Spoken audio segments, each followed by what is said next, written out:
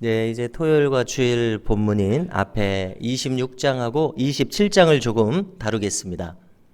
자, 우리가 앞에 25장까지 볼 때에 그 우상 숭배자였던 아마시아 왕이 아주 비극적으로 최후를 맞았던 것을 살펴봤었습니다. 자, 그 뒤로 이제 주기한 왕으로는 우시야 왕이 있고요. 그 다음에 요담과 오늘 아하스가 이렇게 차례로 다스립니다. 자, 먼저 우리가 잘 알려진 이 우시야 왕은 16세 왕이 되었습니다. 그는 초기에는 신실하게 하나님을 찾는 신앙적인 왕이었습니다.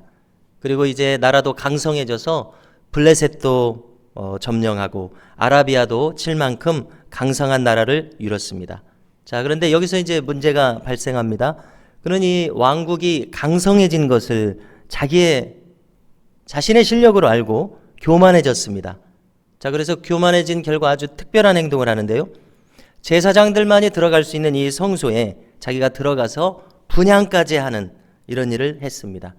자, 이것은 왕으로서 권한을 벗어난 것입니다. 제사장이 할 일을 자기가 나서서 한 것입니다. 자, 분수를 망각한 행위였습니다. 자, 어떻게 이런 일이 벌어지겠습니까? 자기의 분수를 망각한 이런 일은 오만하고 교만해졌기 때문에 그렇습니다. 자, 그러자 이 제사장 아사랴가 다른 제사장 80명을 데리고 이 성소로 들어갑니다. 그래서 왕을 제지합니다. 책망합니다. 자, 그런데 이때 우시야 왕이 이 책망을 들으면 좋았을 것을 오히려 이 제사장에게 분을 냅니다. 자, 오만방자한 모습이었습니다. 자, 성경은 놀라운 것을 기록합니다. 이때 이 성소 안에서 그의 이마에 나병이 생겼다. 이렇게 기록합니다. 자, 너무 놀랍지 않습니까? 자, 그렇게 되니까 이제 그는 부정한 사람이 되었습니다. 율법에 의하면 제사장 아사랴가 그를 성전에서 내쫓습니다. 왕이 이렇게 내쫓기는 일을 당합니다. 그리고 이제 그는 궁에도 두지 못하고 별궁에서 살다가 죽습니다. 왕의 묘실에도 묻히지 못합니다. 이렇게 교만한 그는 비참한 최후로 이어집니다. 그리고 우리가 이사야서 6장을 보면은 우시야 왕이 죽던 해에 이사야 선지자가 소명을 받는 장면이 나오는 것을 기억하실 수 있으실 겁니다. 이 우시야 왕이 이렇게 그의 일생이 진행이 되었습니다. 자, 그 다음 왕은 그의 아들 요담입니다. 그는 25세 왕이 됩니다. 그는 하나님을 경외했다고 기록합니다. 그러나 산당을 제거하지 않아서 백성들을 우상 숭배에 빠지게 합니다. 27장의 내용인데요. 나라는 강성해집니다. 암문을 쳐서 조공을 받습니다. 그 다음에는 이제 별 특별한 내용이 기록되지 않습니다. 백성들을 철저한 신앙으로 이끌지 못한 아쉬운 점을 남깁니다. 자, 자기 앞가림은 했습니다만은 백성들까지 인도할 수 있는 그런 강력한 신앙의 왕이 아니었습니다. 자, 그 다음은 오늘의 이 아하스 왕입니다. 그는 한마디로 대단히 악한 왕입니다. 그는 20살에 왕이 되었습니다. 북왕국을 따라서 어떻게 했냐면 바알과 아세라를 쫓는 우상 숭배자로 평생 살아갑니다. 그래서 온 나라 곳곳을 우상 숭배지로 돌려놓는 악한 군주였습니다.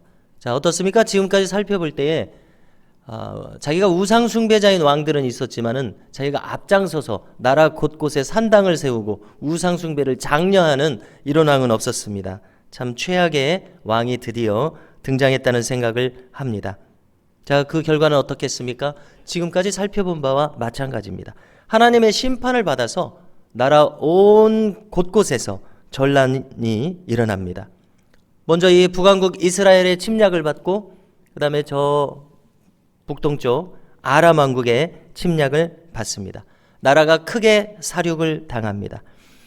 특별히 이 북왕국 이스라엘은 남유다를 침략해서 많은 고관 대신들을 사륙하고 그 다음에 온 백성들을 20만 명이나 사로잡아서 노예로 삼아서 북왕국으로 돌아갑니다. 자, 얼마나 놀라운 일입니까? 형제의 나라인데 하나님의 같은 백성들인데 20만 명이나 사로잡아서 북왕국으로 데리고 갑니다. 참 놀라운 일인데요. 이때 북왕국의 선지자 오뎃이 나섭니다. 그는 레위기 25장을 들어서 이 포로로 잡아오는 이 상황을 두고 나무랍니다. 그래서 남유다 백성들을 노예로 삼는 것은 하나님께 죄를 짓는 일이라고 책망을 합니다. 자, 다행스럽게 이 책망을 듣고 북왕국은 포로들을 풀어줘서 돌려보내 줍니다. 자, 아하스는 이렇게 심판을 받아서 큰 전란을 겪고도 회개하지 않았습니다. 계속해서 전란이 일어납니다. 이번에는 남동쪽에 있는 에돔이 쳐들어옵니다. 또 서쪽에 있는 블레셋도 쳐들어옵니다. 자, 우리가 19절을 보시게 되면은, 자, 이것은 왜 이런 일이 일어나는가 설명을 하시는데, 아하스의 범죄 때문에 유다를 낮추시는 하나님의 심판이라고 말합니다. 자, 이때에 아하스는 저 북방에 있는 먼 나라 아수르에게 원병을 청합니다. 자, 아수르는 많은 고대 제국들이 있었지만 가장 잔인한 제국으로 알려져 있습니다. 그들이 정복하는 나라들을 대단히 잔인한 방식으로 점령하는 그런 제국으로 유명한데요. 이 아수르에게 원병을 청합니다. 자, 그런데 오늘 성경을 보니까 정말 기가 막힌 일이 또 일어납니다. 아수르의 그 왕은 디글랏 빌레셀이었는데, 그는 이제 원병을 왔으면 도와줘야 되는데 오히려 이 도움을 주러 온 아하스 왕을 배반을 해버리고 예루살렘을 공격을 해버립니다. 정말 너무나 황당하고 어처구니 없는 일이 일어납니다. 그래서 이제 아하스는 성전에 있는 모든 재물들, 왕궁과 또 관리들에게 있는 모든 재물들을 거둬서 이 막대한 재물을 디글랏 빌레셀에게 바칩니다. 그러고도 별로 얻는 것이 없다고 오늘 성경이 기록합니다. 자, 지금까지 이 유다의 왕들 중에서 최악의 그 모습을 보이는 왕입니다. 그는 지금까지 행적에서 모든 경우에 헛다리를 짚는 이런 행적을 보이고 있습니다. 도무지 정신을 차리지 못하고 계속해서 그릇된 방법만을 찾습니다. 자, 이런 상황이면 이제 선지자들도 말했을 것 아닙니까? 그러면 돌아와야 될 텐데 이번에는 더 악으로 치달아서 아람의 신들을 숭배합니다. 그 아람의 신들이 아람을 잘되게 했다고 생각한 것입니다. 그래서 그 신들을 숭배합니다. 23절을 보니까 그런데 그 신들이 도리어 아하스와 유다를 망하게 했다고 기록합니다. 당연한 결과 아니겠습니까? 이렇게 그는 계속해서 최악의 왕의 길을 갑니다. 그럼에도 불구하고 계속해서 망하는 길을 갑니다. 자, 이번엔 또 어떤 모습을 보입니까? 성전의 기구들을 모아놓습니다. 그리고 그것을 다 부숩니다. 이렇게 하는 왕이 지금까지는 없었지 않습니까? 성전의 기구들을 부숩니다. 그리고 성전을 폐쇄합니다. 아예 폐쇄했습니다. 그리고 예루살렘 구석구석 우상의 제단을 세웁니다. 정말 지금까지 이런 일이 없었는데 이렇게까지 합니다. 자, 결국 그는 최후를 맞게 됩니다. 왕의 묘실에도 묻히지 못합니다. 자, 우리가 잠시 이 아하스를 생각을 해보면은 우리가 비교적 최근에 히틀러 같은 이 극악한 전제 군주의 모습이 보입니다. 망하는 길로만 가지 않았습니까? 악한 길로만 갔습니다. 하나님을 대적하는 모습으로 일관했습니다. 자, 악인이 악인다운 짓만 했다는 생각이 듭니다. 도무지 구제불능이었습니다. 여러분, 이런 경우를 우리가 보면서 다른 사람 탓할 것이 없다는 생각을 합니다. 어떻습니까? 인간은 모두 자신의 길을 자기가 택하고 있습니다. 악으로만 일관한 이 아하스를 보면서 우리는 이 아침에 반면교사를 삼을 수 있기를 바랍니다.